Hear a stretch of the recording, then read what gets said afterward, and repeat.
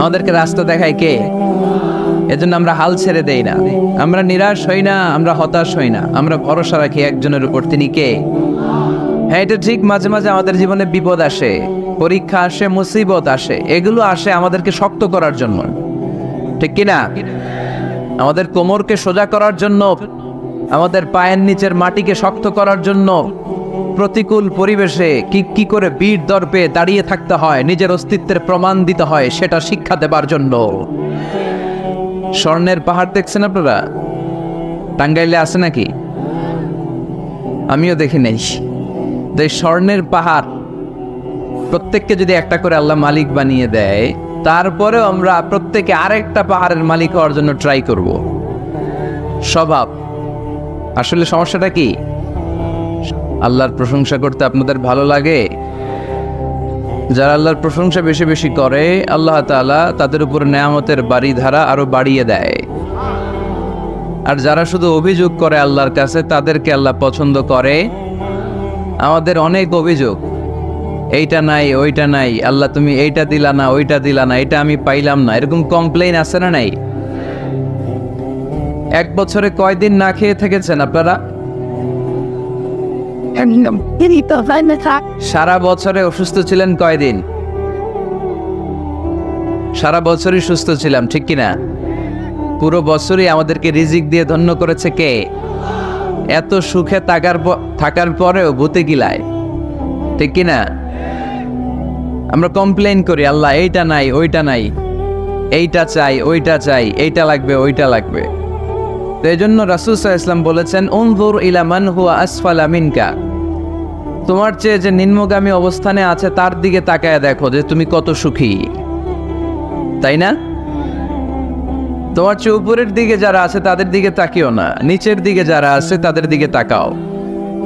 হাসপাতালের বার্ন ইউনিটে যান, আগুনে ঝলসে গিয়েছে যে সমস্ত মানুষের দেহ, তাদেরকে ভর্তি করা হয় হাসপাতালের বার্ন ইউনিটে। ওখানে গেলে দেখবেন যে তারা কিভাবে চিৎকার করে, সারা দেহটা ঝলসে গিয়েছে, জ্বলে পুড়ে সারখার। রক্তের মধ্যে একটা উপাদান আছে প্লাজমা, এটা ঠান্ডা করে ভিতরে ঢুকাইতে হয়, চিৎকার আর চিৎকার। হাসপাতালে ভর্তি ক্যান্সার রোগীকে দেখে আসেন, আমার তো এইটা লাগবে, ওইটা চাই, ওইটা চাই। একজন ক্যান্সার রোগী, ওরা জিজ্ঞেস করেন, ভাই তুমি কি চাও? কয় কিচ্ছু চাই না, আমি খালি বাঁচতে চাই।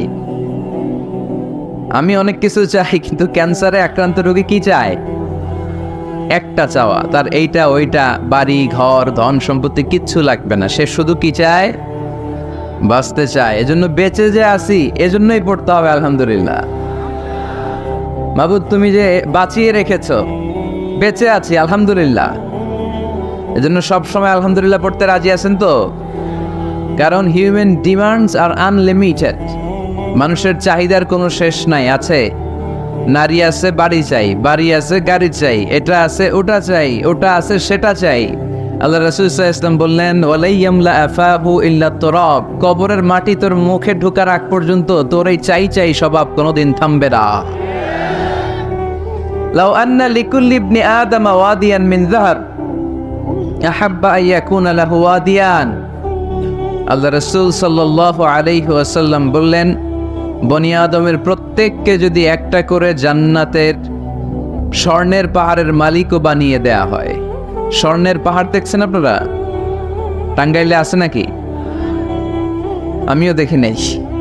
তো এই স্বর্ণের পাহাড় প্রত্যেককে যদি একটা করে আল্লাহ মালিক বানিয়ে দেয়, তারপরেও আমরা প্রত্যেকে আরেকটা পাহাড়ের মালিক হওয়ার জন্য ট্রাই করব। স্বভাব। আসলে সমস্যাটা কি? স্বভাব। বুঝে শুনে উত্তর করেন তো, একটা স্বর্ণের পাহাড়ের মালিক যদি আমি হই, শুধু আমি না, আমার 14 পুরুষ এটারে বিক্রি করে খেয়েও কি শেষ করতে পারবো? তাইলে আরেকটা স্বর্ণের পাহাড় লাগবে কেন আমার? আল্লাহ রাসূল সাল্লাল্লাহু আলাইহি ওয়াসাল্লাম বললেন, একটা স্বর্ণের পাহাড়ের মালিক হলেও আরেকটা স্বর্ণের পাহাড়ের জন্য মানুষ পাগল হয়ে যাবে। ওয়ালাই ইয়ামলা আফাহু ইল্লা তুরাব, কবরের মাটি যেদিন ওর মুখে না ঢুকবে, ওর এই খাই খাই নাই নাই এই স্বভাব তার বন্ধ হবে। আমরা ওই অকৃতজ্ঞশীল বান্দাদের অন্তর্ভুক্ত হতে চাই। আমরা সুখে দুঃখে কি পড়ব? আরো জোরে পড়েন, কি পড়ব? শীতকালে কি পড়বেন? গ্রীষ্মকালে দিনের বেলায়, রাতের বেলায়, খাওয়ার পর না খেয়ে থাকলেও আমরা সব সময় আলহামদুলিল্লাহ পড়ব। আমরা সব সময় আল্লাহর শুকরিয়া করব। শুকরিয়া করলে আল্লাহ নেয়ামত বাড়িয়ে দেয়। লা ইন শাকারতুম লা আযীদান্নাকুম ওয়া লা ইন কাফারতুম ইন্না আযাবি লাশাদীদ। যদি আমার শুকরিয়া করো আমি নেয়ামত বাড়িয়ে দেব, আর না শুকরি করলে আযাব দেব। নাও দ্য ডিসিশন ইজ ইয়ার্স। সিদ্ধান্ত আপনার। আযাব চান নাকি আল্লাহর নেয়ামত চান? জোরে বলতে হবে, কি চাই? আমরা আল্লাহর নেয়ামত চাই। এজন্য আমরা কমপ্লেন করব না যে আল্লাহ এইটা দাও নাই, ওইটা দাও নাই, এইটা পাই নাই, ওইটা পাই নাই। ও তো ভালো আছে, আমি ভালো নাই কেন? ওর চাকরি হয়, আমার হইল না কেন? ও বিসিএস এ টিকে, আমি ফেল মারলাম কেন? ওর ব্যবসায় হিট লালে লাল, আমার খালি লস কেন? কিচ্ছু দিলা না আল্লাহ তুমি আমারে। বলবেন এগুলা সবসময়? কি বলবো? আরো জোরে কি বলবো? মনে থাকবে টাঙ্গাইলের ভাইরা, this is my first and foremost message today for you. আজকের দিনের প্রথম মেসেজ হচ্ছে আমরা সব সময় আলহামদুলিল্লাহ পড়ব। রাজি আছেন? আল্লাহ তুমি কবুল করো। রানিয়াদ এলাকাবাসীর উদ্যোগে 3 দিন ব্যাপী দ্বিতীয় বার্ষিক তাফসীরুল কোরআনের প্রোগ্রাম। স্থান হচ্ছে রানিয়াদ কারির বাস স্ট্যান্ড, শাইলবাইত। এটা কি গ্রাম? শাইলবাইত। রানিয়াদ হচ্ছে গ্রাম। টেংরি গোরস্থানের দক্ষিণে। টেংরি গোরস্থানটা কোন দিকে? আহা, এরাও একটা সময় ছিল এরকম ওয়াজ শুনতে আসতো, তাই না? আজকে নাই, সব শেষ। আমাদের এই শক্তিও থাকবে না। রং ধরা যৌবন জং ধরে শেষ। মরিচিকার পেছনে ছুটছি আমরা পাগলের মতো। ব্যস্ত সবাই, সবাই ব্যস্ত, সুপার বিজি। কেন বিজি নিজেও জানে না। এজন্য এই ব্যস্ততা থামিয়ে আমরা যেন একটু থমকে দাঁড়াই। আমরা যেন ভাবি কেন এই দুনিয়ায় আসলাম। পাগলের মতো এই মরিচিকার দিকে, এই থোকার দিকে যেন আমরা ছুটে না বেড়াই। মাঝে মাঝে কবরস্থানে যাবেন। আল্লাহ রাসূল সাল্লাল্লাহু আলাইহি ওয়াসাল্লাম বলেছেন, নাহাইতুকুম আন জিয়ারাতিল কবুর আলআনা ফাজুরুহা ফাইন্নাহা তুযাক্কিরুল আখিরা। একটা সময় ছিল যখন আমি তোমাদেরকে কবর জিয়ারত করতে নিষেধ করতাম, বলেছেন মুহাম্মদ সাল্লাল্লাহু আলাইহি ওয়াসাল্লাম। কিন্তু এখন নিষেধাজ্ঞা আমি প্রত্যাহার করে নিলাম। আল্লাহ রাসূল বললেন, এখন আর সমস্যা নাই, এখন যাও, কবরস্থানে যাবে, যে কবরবাসীদের সালাম দিবে, মাইয়িতদের জন্য দোয়া করবে। কি লাভ? ফাইন্নাহা তুযাক্কিরুল আখিরা। কবরে গেলে আখিরাত স্মরণ হয়। স্মরণ হয় না? আপনার আব্বার কবরে যদি যে দাঁড়ান, আপনার মনে পড়বে, আয় রে, ওই তো 7 বছর আগে আব্বাকে এখানে কাফনের কাপড় দিয়ে পেঁচিয়ে রেখে গেছিলাম। সময়ের ব্যবধানে, কালের আবর্তনে আমার ছেলেটাও তো আমার এখানে রেখে যাবে। কথা বলেন। It's a reminder, it's a live reminder for every human being in the world. এটা আমাদের জন্য একটা জ্বলন্ত প্রমাণ, জ্বলন্ত রিমাইন্ডার। ওয়াযাক্কির ফাইন্না যিকরা তানফাউল মুমিনিন। আল্লাহ রাসূল সাল্লাল্লাহু আলাইহি ওয়াসাল্লামকে আল্লাহ বলেছেন, নবী, মুমিনদেরকে আপনি রিমাইন্ডার দেন, কারণ রিমাইন্ডার মুমিনদের অনেক কাজে দেয়। এই মাহফিলগুলো একটা রিমাইন্ডার, ঠিক কি না? এরকম ময়দানে, খেতে, ফসলের খেতে শীতকালে তাফসীর প্রোগ্রামের এই ইতিহাস, এই ট্র্যাডিশন, এই ঐতিহ্য আমার মাতৃভূমি বাংলাদেশ ছাড়া পৃথিবীর কোথাও নাই। সব জায়গায় আছে তাজকিরা, কনফারেন্স, সেমিনার, কংগ্রেস, কিন্তু আমরাই মসজিদের আঙিনায়, ফসল খেতে, এই কোরআনের মজলিসে আসি। এই একদিনের মাহফিলে আমাদের হেদায়েত নসিব হয়ে যাবে এরকম কোনো গ্যারান্টি আমাদের হাতে নাই। ওমা আলাইনা ইল্লাল বালাগ। আমাদের দায়িত্ব পৌঁছে দেওয়া। আমি এসেছি পৌঁছে দিতে। মানবেন কি মানবেন না, দ্য ডিসিশন ইজ ইয়ার্স। সিদ্ধান্ত আপনার। এজন্য সিদ্ধান্ত নিতে হবে শক্ত করে। একটা শক্ত সিদ্ধান্ত আপনারা জান্নাতি বানাতে পারে, আর আপনার একটা দুর্বল সিদ্ধান্ত আপনারা জাহান্নামের লাকড়ি বানাতে পারে। এজন্য সিদ্ধান্ত নেন, কি করবেন? ডান দিকে যাবেন না বাম দিকে? কোন দিকে যাব আমরা? আল্লাহ তুমি তৌফিক দান করো। আজকে তৃতীয় দিন, সমাপনী দিন। আজকের প্রোগ্রামের সভাপতি ডক্টর আব্দুল মালিক, অধ্যাপক, এশিয়ান ইউনিভার্সিটি, ঢাকা। উনি আসছে? আলহামদুলিল্লাহ। প্রধান অতিথি আলহাজ মোহাম্মদ সারোয়ার আলম খান আবু, চেয়ারম্যান উপজেলা পরিষদ মতিপুর। চেয়ারম্যান সাহেব আসছে? অসুস্থ? আল্লাহ আপনাদের এলাকার চেয়ারম্যান ভাইকে সুস্থ করে দেখ, আমরা পড়ে আমিন। বিশেষ অতিথি ডাক্তার মীর ফরহাদুল আলম মনি আছেন? আলহামদুলিল্লাহ, মাশাআল্লাহ। মনি ভাই ঠিক আছে, বসেন। তো আজকের প্রোগ্রামে এসে আপনারা খুশি না বেজার? আপনারা সবাই ভালো আছেন তো? সবাই ভালো? আমিও ভালো আছি আলহামদুলিল্লাহ। আমরা খুব লম্বা চূড়া কথা বলবো না, সামনে আমাদের আসরের সালাত, তার আগ পর্যন্ত আমরা যতটুকু পারি কিছু রিমাইন্ডার শেয়ার করি। তো এই আলোচনার মাঝখানে বিশৃঙ্খলা করবেন কারা কারা, তাদেরকে আগেই একটু দেখে নিতে চাই, হাত তোলে।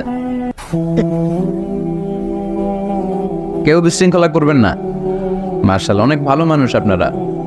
আলোচনার মাঝখানে ওঠা বসা করবেন কারা কারা দেখি। আচ্ছা, মাশাআল্লাহ। এখন ঠিক যেভাবে আছেন, আমার আলোচনা শেষ হবার আগ পর্যন্ত ঠিক এইভাবে থাকা যাবে? সবাই ইনশাআল্লাহ বলে নাই? আওয়াজ করে পড়তে হবে ইনশাআল্লাহ। আল্লাহ তুমি কবুল করো। আলোচনার মুখ্য উদ্দেশ্য হওয়া উচিত যে আমরা কিছু শিখে যেতে এসেছি, তাই না? জীবনটা যেন পরিবর্তন হয়। মাহফিল তো এখন ঘরে বসেও শোনা যায়, ইউটিউব আছে না নাই? এই যে মিডিয়াম্যান, এরা পৌঁছে দিবে আমাদের কথা ইউটিউবে। অনেকে আছে এখানে ধাক্কাধাক্কি করে প্যান্ডেলে আইসা শুনবেন আওয়াজ, এরা ঘরে বসে বসে এয়ারকন ছেড়ে দিয়ে কফির কাপে চুমুক দিবে আর ওয়াজ শুনবে, তাই না? তো এখন এটা সহজ হয়ে গেছে। এই ইউটিউবটারও জন্য আমরা ভালো কাজে লাগাই। এটাও এমন এক চিজ, এখানে ভালো কিছু লেখলে ওরা ভালো জিনিস এনে দেয়, আবার খারাপ জিনিস এনে দিলে খারাপ জিনিস এনে দেয়। আপনি যদি লেখেন মিজানুর রহমান আজহারি, চলে আসবে তার ওয়াজ। আবার যদি লেখা দেন ক্যাটরিনা কায়েফ, হ্যাঁ, লেখে যদি দেন বিপিএল এর দুম্মা চলে দুম, আসবে আসবে আসবে। So the decision is yours, সিদ্ধান্ত আপনার। কি লিখবেন ইউটিউবে, কি সার্চ দেবেন, বুঝে শুনে। তো আজকে আমরা যা শুনবো আমাদের হেদায়েতের উদ্দেশ্যে শুনবো, আমাদের লাইফটারে চেঞ্জ করার জন্য শুনবো। This Quran is a life changer.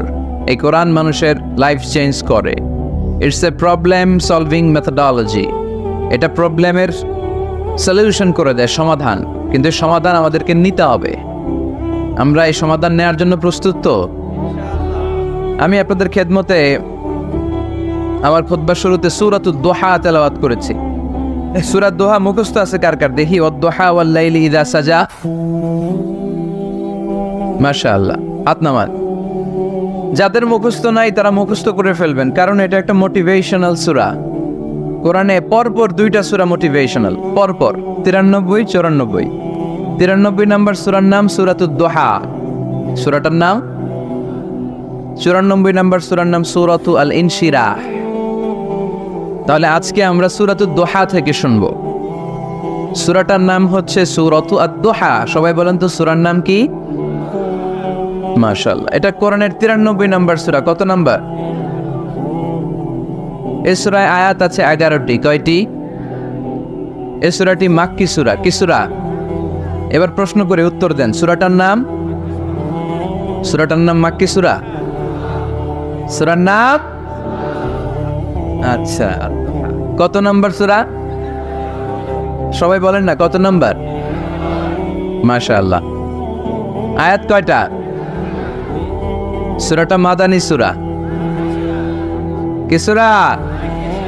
মাশাআল্লাহ, এই তো শিখতেছেন আপনারা। মানে মক্কায় অবতীর্ণ হয়েছে। এটা মোটিভেশনাল সূরা। রাসূল সাল্লাল্লাহু আলাইহি ওয়াসাল্লামের তখন মন খুব খারাপ। আমাদের মাঝে মাঝে মন খারাপ হয় না? আপনাদের মন খারাপ হয় কেন? হ্যাঁ, মাহফিল বন্ধ করে দেয়, এজন্য মন খারাপ হয়। কয়টা বন্ধ করবে? কয়টা বন্ধ করে রাখবে? এক জায়গায় বন্ধ হইতেছে, আরেক জায়গায় তো কথা বলার সুযোগ হচ্ছে। পাবলিকলি কথা বলার সুযোগ না দিলেও মোবাইল নিয়ে লাইভে কথা বললে শোনা যাবে না? আসলে বন্ধ করার সুযোগ নাই। বন্ধ করতে পারে একজন, চিৎকার করে বলতে হবে তিনি কে। যারা বন্ধ করতে চায় ওদেরকে আল্লাহ কবে বন্ধ করে দেয় ওইটারই কোনো হিসাব নাই। তুই বেটা মাহফিল বন্ধ করস, মদের আটটাখানা বন্ধ না করে, জুয়া খেলা বন্ধ না করে এরা মাহফিল বন্ধ করে। সমাজে যে অসঙ্গতি এগুলো বন্ধ করা দরকার। জুয়া খেলা, টেন্ডারবাজি, চাঁদাবাজি এগুলো বন্ধ করা দরকার। কোরআনের মাহফিল যারা বন্ধ করে এরা বুঝে না, কপাল পোড়া, এদের হেদায়েত নাই, কপালে চিল্লা এখন, ঠিক কিনা? আমরা এদের হেদায়েতের জন্য দোয়া করি। তো এক ভাইয়ের মন খারাপ হয়, মাহফিল বন্ধ হয়, এই জন্য। আপনাদের কি জন্য মন খারাপ? হ্যাঁ, গার্লফ্রেন্ড রাগ করছে এজন্য? তাহলে একই সমস্যা। আচ্ছা, তো নানা কারণে আমাদের মন খারাপ হয়। আল্লাহ রাসূল সাল্লাল্লাহু আলাইহি ওয়াসাল্লামের মন খারাপ। আমাদের মন খারাপ হলে আমাদের বন্ধুরা আমাদের মন ভালো করে। আল্লাহ রাসূল সাল্লাল্লাহু আলাইহি ওয়াসাল্লামের বন্ধু কে? আল্লাহ রাসূল সাল্লাল্লাহু আলাইহি ওয়াসাল্লামের যখন মন খারাপ হতো, স্বয়ং আল্লাহ তাআলা আল্লাহ রাসূলের মন ভালো করে দিত। সুবহানাল্লাহ, আসতে পড়েন। সুবহানাল্লাহ বললে লাভ আছে না? একবার সুবহানাল্লাহ বললে আকাশের জমিনের মাঝখানের যত গ্যাপ, ফাঁকা জায়গা, এই পুরো ফাঁকা জায়গাটাতে সওয়াব দিয়ে পরিপূর্ণ করে আল্লাহ আপনার আমল নামায় ঢুকিয়ে দেয়। এই যে এখন আওয়াজ করে কয় সুবহানাল্লাহ, সওয়াবের কথা শুনছে? খুব চালাক টাঙ্গাইলের লোকজন। সওয়াব আছে যেখানে আমরা আছি। সূরাতুদ দুহা মোটিভেশনাল সূরা। আল্লাহ রাসূল সাল্লাল্লাহু আলাইহি ওয়াসাল্লামের বড্ড মন খারাপ। রাসূল সাল্লাল্লাহু আলাইহি ওয়াসাল্লামের মন খারাপ, আল্লাহ সহ্য হচ্ছে না। তাই রাসূল সাল্লাল্লাহু আলাইহি ওয়াসাল্লামের মন ভালো করে দেওয়ার জন্য আল্লাহ একটা সূরা নাজিল করলেন। সূরাটার নাম সূরাতু আদ-দুহা। এই সূরার কেন্দ্রীয় আলোচ্য বিষয় হচ্ছে মুমিন কখনো হতাশ হয় না, মুমিন কখনো নিরাশ হয় না, মুমিন কখনো হাল ছেড়ে দেয় না। মুমিন সব সময় ভরসা রাখে একজনের উপর, তিনি কে? আমরা কখনো হতাশ হই না, ঠিক কিনা? আমরা কখনো নিরাশ হই না, ঠিক কিনা? আমরা কখনো হাল ছেড়ে দেই না, আমরা ভরসা রাখি একজনের উপর, তিনি কে? Every time you feel like you cannot go on, you feel so lost that you are so alone. Don't despair and never lose hope, 'cause Allah is always by your side. Inshallah, পড়েন, Inshallah, Inshallah, you'll find your way. Inshallah, Inshallah, Inshallah, you'll find your way. সুবহানাল্লাহ পড়েন। আমাদেরকে রাস্তা দেখায় কে? এজন্য আমরা হাল ছেড়ে দেই না, আমরা নিরাশ হই না, আমরা হতাশ হই না, আমরা ভরসা রাখি একজনের উপর, তিনি কে? হ্যাঁ, এটা ঠিক, মাঝে মাঝে আমাদের জীবনে বিপদ আসে, পরীক্ষা আসে, মুসিবত আসে, এগুলো আসে আমাদেরকে শক্ত করার জন্য, ঠিক কিনা? আমাদের কোমরকে সোজা করার জন্য, আমাদের পায়ের নিচের মাটিকে শক্ত করার জন্য। প্রতিকূল পরিবেশে কি করে বীর দর্পে দাঁড়িয়ে থাকতে হয়, নিজের অস্তিত্বের প্রমাণ দিতে হয়, সেটা শিক্ষা দেবার জন্য। এজন্য মুমিনের হারাবার কিছু নেই। লা তাইয়াসু মির রাউহিল্লাহ, আল্লাহর রহমত থেকে নিরাশ হয়ো না। ইন্নাহু লা ইয়াইয়াসু মির রাউহিল্লাহি ইল্লাল কওমুল কাফিরুন, কাফের ছাড়া, মুশরিক ছাড়া, নাস্তিক ছাড়া, মুনাফিক ছাড়া কেউ কখনো আল্লাহর রহমত থেকে নিরাশ হয় না। আমরা সবসময় আল্লাহর রহমতের ভিখারি, আমরা সবসময় আল্লাহর রহমতের প্রত্যাশী। আমরা সব পরিস্থিতিতে ভরসা রাখি একজনের উপর, তিনি কে? তাহলে এটা হচ্ছে সেন্ট্রাল থিম, যে আমরা হতাশ হব না। Never lose hope, never be frustrated, never be upset. কখনো মন খারাপ করা যাবে না, আমরা আল্লাহর উপর ভরসা রাখি। এটা হচ্ছে কেন্দ্রীয় আলোচ্য বিষয়। এই সূরাটা নাজিলের একটা ব্যাকগ্রাউন্ড আছে। যেহেতু এটা মাক্কি সূরা, যাই নাজিল হয় রাসূল সাল্লাল্লাহু আলাইহি ওয়াসাল্লাম কি গোপন করে রাখতেন? বা যা নাজিল হয়েছে তার অর্ধেক শোনাইতেন, বাকিটা শোনাইতেন না, এরকম? ইয়া আইয়ুহার রাসূল বাল্লিগ মা উনজিলা ইলাইক, হে নবী, হে রাসূল, যাই নাজিল হয় আপনি ছড়িয়ে দেন। রাসূল সাল্লাল্লাহু আলাইহি ওয়াসাল্লাম ছড়ায় দিতেন। যেটাই নাজিল হয়, কাল বিলম্ব না করে বিশ্বনবী এই আয়াতের দাওয়াত দিতে শুরু করতেন। নাজিল হলো ইকরা বিসমি রাব্বিকাল্লাযী খালাক, খালাকাল ইনসানা মিন আলাক, ইকরা ওয়া রাব্বুকাল আকরামুল্লাযী আল্লামা বিল কলম, আল্লামাল ইনসানা মা লাম ইয়ালাম। পড়েন সুবহানাল্লাহ। নাজিল হলো পড়ো তোমার রবের নামে যিনি শিখিয়েছেন। আমাদেরকে শিখিয়েছে কে? আমাদের সৃষ্টি করেছে কে? Read in the name of your lord who has created. পড়ো তোমার প্রভুর নামে যিনি শিখিয়েছেন। নাজিল হলো 5 আয়াত, আল্লাহ রাসূল সাল্লাল্লাহু আলাইহি ওয়াসাল্লাম পৌঁছে দিলেন। নাজিল হলো ইয়া আইয়ুহাল মুজাম্মিল কুমিল লাইলা ইল্লা কালিলা, বিশ্বনবী পৌঁছে দিলেন। নাজিল হলো ইয়া আইয়ুহাল মুদ্দাসসির কুম ফাআনযির, পৌঁছে দিলেন। যাই আসে পৌঁছে দিতেন, যাই আসে পৌঁছে দিতেন। কিন্তু হঠাৎ করে ওহী আসার ধারাবাহিকতা হুট করে বন্ধ হয়ে গেল, ওহী আর আসে না। ফলে রাসূল সাল্লাল্লাহু আলাইহি ওয়াসাল্লাম নতুন কোন কোরআনের আয়াত মক্কাবাসীদেরকে শোনাতে পারে। মক্কাবাসীরাও এসে রাসূল সাল্লাল্লাহু আলাইহি ওয়াসাল্লামকে খোঁচায়, বলে কি মুহাম্মদ কিছু বলো না, যে নতুন কিছু শোনাও না, যে এতদিন তো অনেক পটপট করছো, অনেক কথা শোনাইছো, কই তোমার সেই কথা? রাসূল সাল্লাল্লাহু আলাইহি ওয়াসাল্লাম বলতে পারেন না। কেমনে বলবে? উনি কি মন গড়া কিছু বলে? ওমা ইয়ানতিকু আনিল হাওয়া ইন হুয়া ইল্লা ওয়াহয়ুই ইউহা, মন গড়া তিনি কিছু বলেন না, মন মস্তিষ্ক প্রসূত কোনো কথা তিনি জাতির কাছে পেশ করেন না। তিনি তাই বলেন যা তাকে নির্দেশ দেয়া হয়, আর নির্দেশটা দেয় কে? সবাই বলতে লাগলো মুহাম্মদ তোমার নতুন কথাবার্তা কই? রাসূল সাল্লাল্লাহু আলাইহি ওয়াসাল্লাম চুপচাপ, কিপ সাইলেন্ট। কাফিররা বলতে শুরু করলো ইন্না মুহাম্মাদান খালাকু রাব্বুহু, মুহাম্মাদের রব মুহাম্মদ রে ভুলে গিয়েছে, মুহাম্মাদের রব মুহাম্মদ রে বর্জন করেছে, তাই তো নতুন কিছু আসে না। মুহাম্মদ তোমার দিন শেষ, তোমার কাছে আর আসবে না ওহী। রাসূল সাল্লাল্লাহু আলাইহি ওয়াসাল্লাম খুব টেনশন শুরু করে দিলেন। আবু লাহাবের স্ত্রী উম্মে জামিল বলতে শুরু করলো ইন্না শাইতানাকা কাদ তারাকাক, হে মুহাম্মদ তোমার শয়তান তোমারে তরক করছে। নাউজুবিল্লাহ পড়েন। শয়তান দ্বারা উম্মে জামিল সাইয়েদনা জিবরাইল আলাইহিস সালামকে বুঝিয়েছেন। তিনি বুঝিয়েছেন যে মুহাম্মদ জিবরাইল তোমার কাছে আসে না, শেষ, তোমার দিন শেষ, তোমার খেলা শেষ, আর আসবে না। রাসূল সাল্লাল্লাহু আলাইহি ওয়াসাল্লাম নিজেও ভয় পেয়ে গেলেন, ঘটনা কি? আমার কোনো ভুল হচ্ছে না তো? আমি কোনো অন্যায় করে ফেললাম না তো? আল্লাহ আমার উপর নাখোশ হলেন না তো? আমরাও মাঝে মাঝে এরকম ফ্রাস্ট্রেশনে ভুগি না? কিরে আল্লাহ বোধহয় আমারে পছন্দ করে না, এত দোয়া করি আল্লাহ মনে হয় আমার দোয়া কবুল করে না, আল্লাহ মনে হয় আমারে চায় না, আল্লাহ মনে হয় আমারে ভালোবাসে না, তা না হলে আমার দোয়া কবুল হয় না কেন? আমি এত দুঃখী কেন? রাসূল সাল্লাল্লাহু আলাইহি ওয়াসাল্লাম ঠিক একই টেনশনে পড়লেন, ঠিক একই ডিলেমায় পড়লেন, ঠিক একই পেরেশানিতে ভুগলেন। কিরে ওহী নাজিল হয় না কেন? আমাকে নিয়ে কাফির মুশরিকরা বেদিনরা ঠাট্টা বিদ্রুপ করে, উপহাস করে, কিন্তু আল্লাহ তাআলা কোনো ওহী নাজিল করে না। ঘটনা কি? আমার ভুল হলো না তো? আমি কোনো অন্যায় করে ফেললাম না তো? আল্লাহ আমার উপর নাখোশ হলেন না তো? টেনশন। রাসূল সাল্লাল্লাহু আলাইহি ওয়াসাল্লাম টেনশনে ভুগছেন। ইন দ্য মিন টাইম আল্লাহ রাসূল সাল্লাল্লাহু আলাইহি ওয়াসাল্লামের টেনশন দূর করে দিয়ে আল্লাহ রাসূল সাল্লাল্লাহু আলাইহি ওয়াসাল্লামের মন ভালো করে দেওয়ার জন্য এই সূরা দোহা নাজিল করলেন কে?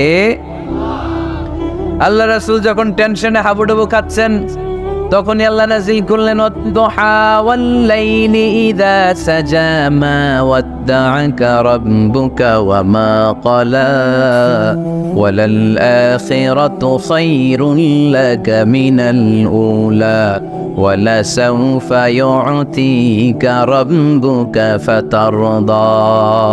সুবহানাল্লাহ পড়ে আল্লাহ নাজিল করলেন ওয়াদ-দুহা ওয়াল-লাইলি ইযা সাজা। দুহা মানে আলো, দোহা মানে কি? সকালের আলো, প্রভাতের সূর্য কিরণ। আলো মানে আশার আলো, সম্ভাবনার আলো। আলো বললেই মনের মধ্যে একটা সাহস জাগে না? আর অন্ধকার বললেই ভয় লাগে না? আমাদের ছোট্ট বাচ্চারা বাসার ভিতরে অন্ধকার হইলে ভয় পায় না? তার মানে অন্ধকার হচ্ছে ভয়ের প্রতীক, আর আলো হচ্ছে আশার প্রতীক। সুবহানাল্লাহ পড়ে।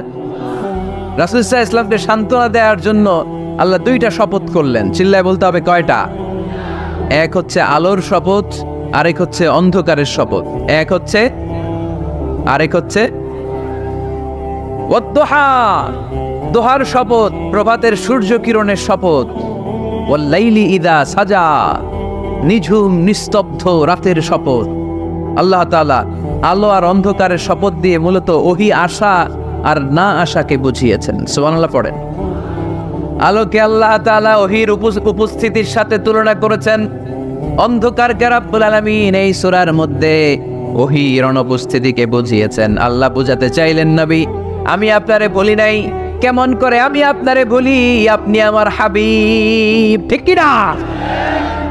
আপনি আমার খলিল না, আপনি আমার হাবিব। খলিল মানেও বন্ধু, হাবিব মানেও বন্ধু। ইব্রাহিম আলাইহিস সালাম ছিলেন খলিল, আর আল্লাহ রাসূল ছিলেন হাবিব। খলিলও বন্ধু, হাবিবও বন্ধু, কিন্তু খলিল মানে এমন বন্ধু যে বন্ধু আল্লাহরে খুশি করার জন্য কাজ করে, আর হাবিব মানে এমন বন্ধু যেই বন্ধুরে খুশি রাখার জন্য আল্লাহ নিজেই কাজ করে। কি কাজ করলেন হাবিবরে খুশি রাখার জন্য, আজকে সব আমরা শুনব। আল্লাহ বললেন ওয়াদ-দুহা ওয়াল-লাইলি ইযা সাজা, আলোর শপথ, অন্ধকারের শপথ। দোহা মানে আলো, প্রভাতের আলো। আলো দিয়ে আল্লাহ বুঝাইলেন এটা হচ্ছে ওহী।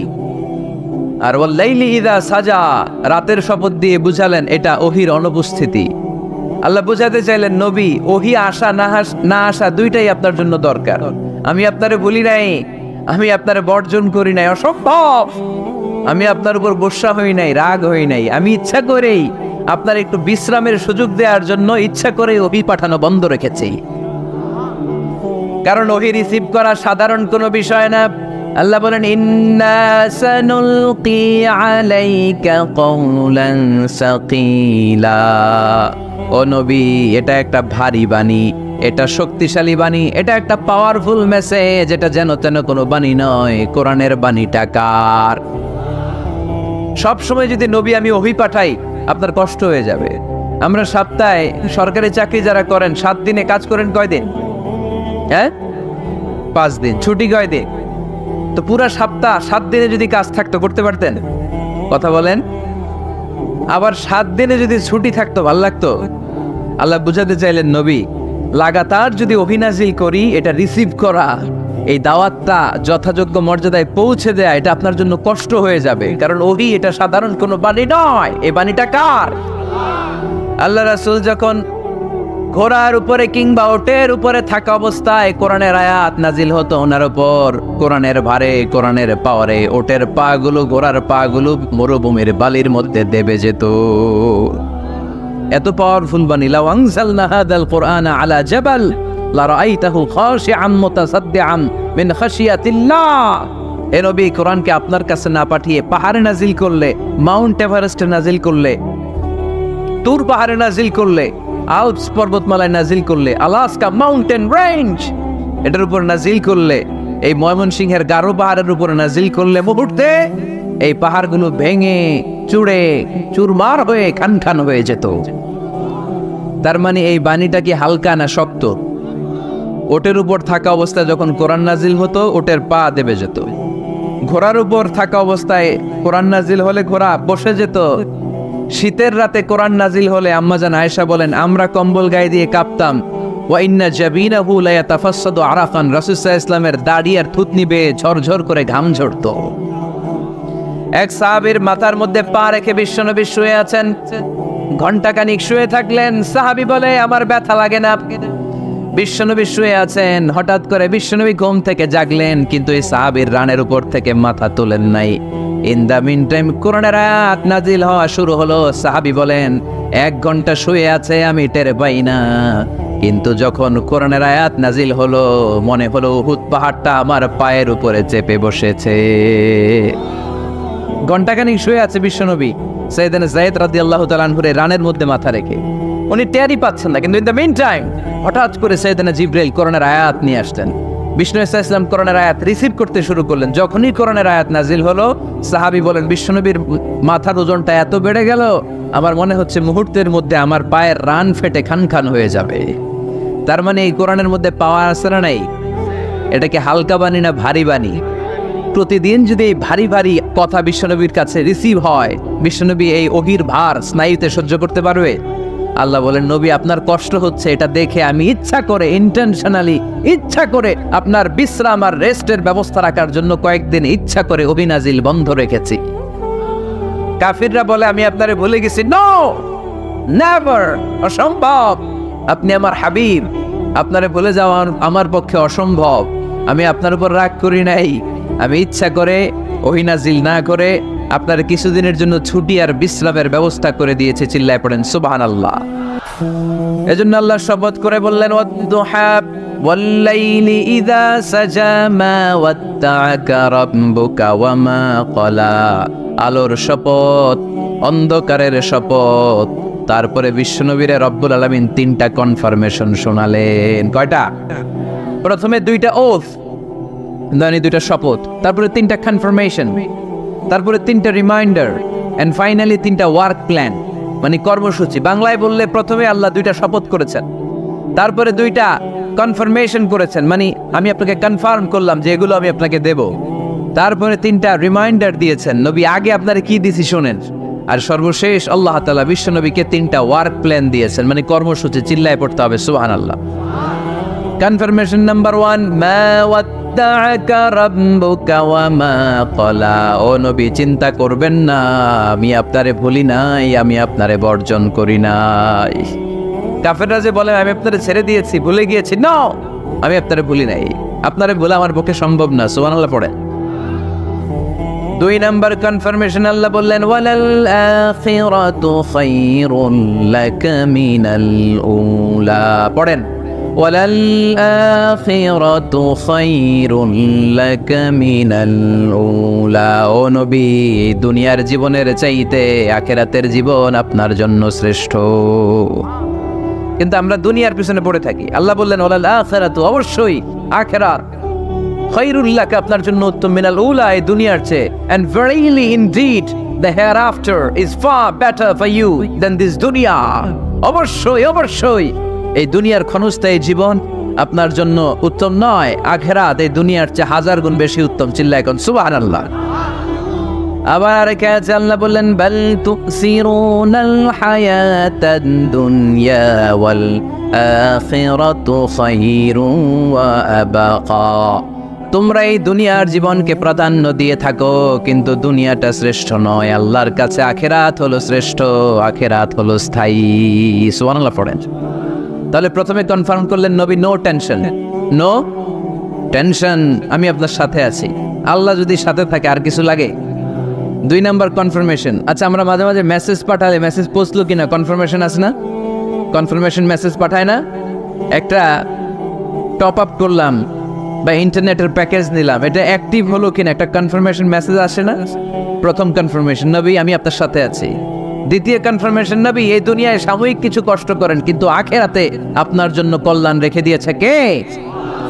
3 নাম্বার কনফার্মেশন, আল্লাহ বললেন ওয়ালা সাউফা ইউতিকা রাব্বুকা ফাতারদা।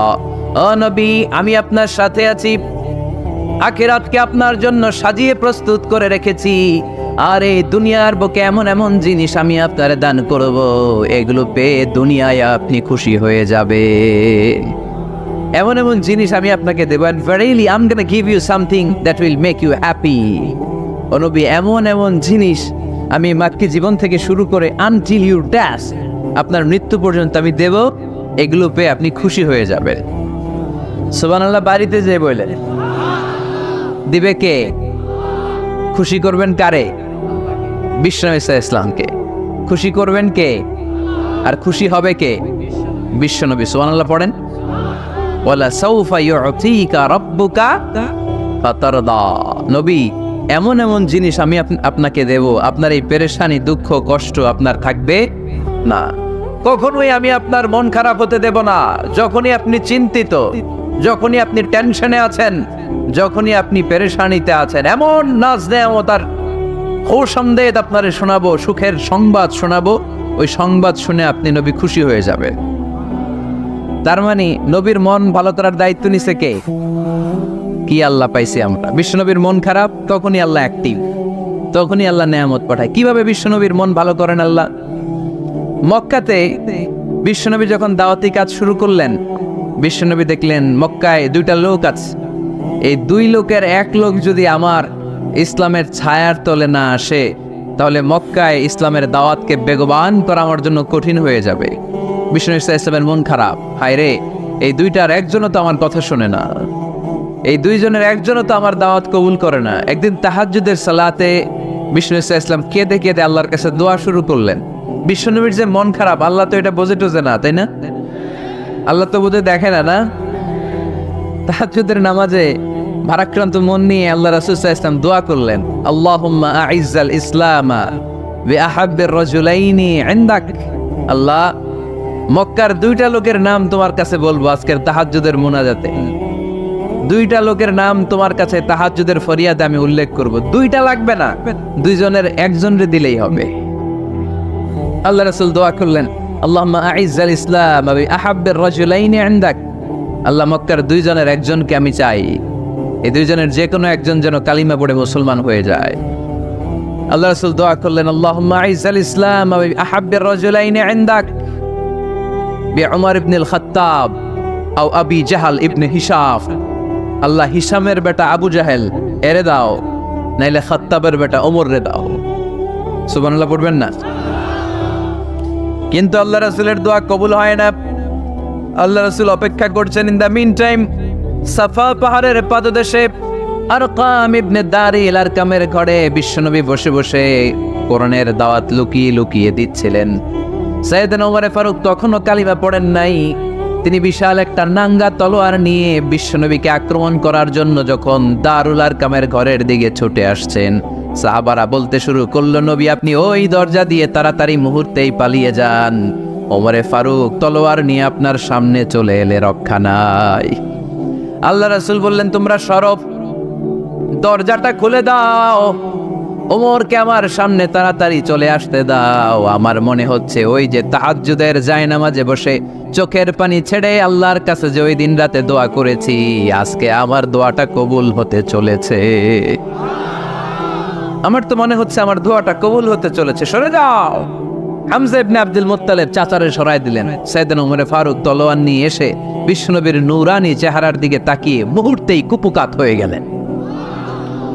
তলোয়ারটা বিশ্বনবীর সামনে রেখে দিয়ে বললেন, আশহাদু আল্লা ইলাহা ইল্লাল্লাহ ওয়া আশহাদু আন্না মুহাম্মাদান আবদুহু ওয়া রাসূলুহু। আমি সাক্ষ্য দিলাম আল্লাহ ছাড়া কোনো ইলাহ নাই, আপনি মুহাম্মদ আল্লাহর রাসূল। বিশ্বনবীর মন খুশি হয়ে গেল। ওয়ালা সাউফা ইউতিকা রাব্বুকা ফাতারদা। নবী হে, অচিরে এমন এমন জিনিস আমি আপনারে দেব, আপনি পাবেন আর খুশি হবেন, পাবেন আর খুশি হবেন। আপনার মন খারাপ, আমি আল্লাহ নিজ দায়িত্বে মন ভালো করে দেব। পড়েন সুবহানাল্লাহ।